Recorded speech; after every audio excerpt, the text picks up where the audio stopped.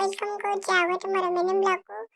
तो आज घर को आसला माछ एटा होची बहुत दिन पर आसला घर को बातुआ माछ तास 4-5टा गणिया माछ आसला।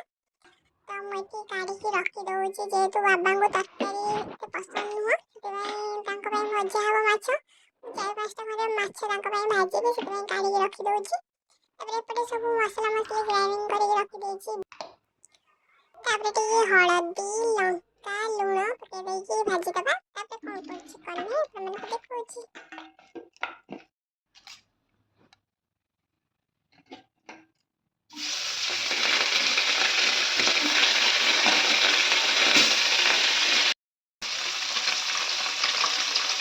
तो एबे माछ भजा सरी वाला तापरे पाई होछि ए माछ को तरकारी के बना हबो। तो तरकारी भी मु फटाफट कर देली। तापरे एबे होछि सुक्वार पाई। तो आप मैंने काली मिनी ब्लॉग देखी थे तो मम्मी सुक्वा रखी गाँठू। तो से सुक्वा को मुझे हळदी लंका लुण पके भाजी देवी। भाजी देला पर कौन कौन करछि अपन मन को देखौछि।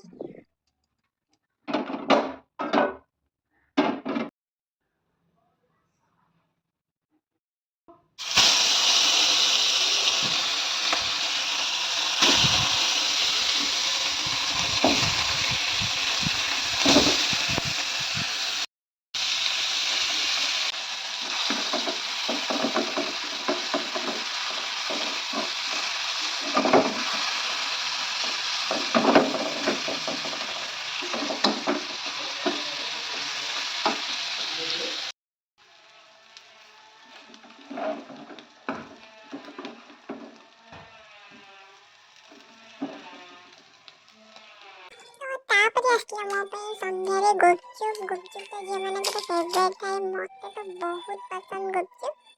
तो जेते मोर गुपचुप खाइबार इच्छा थे मो फटाफट कॉल कर दी हस्बैंड ने पाया संदी गुपचुप।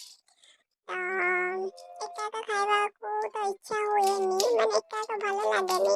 तो सांग मानक सहित जो गुपचुप खाइबार मजा थाए ना सेटा कोठी भी पाइबेनी।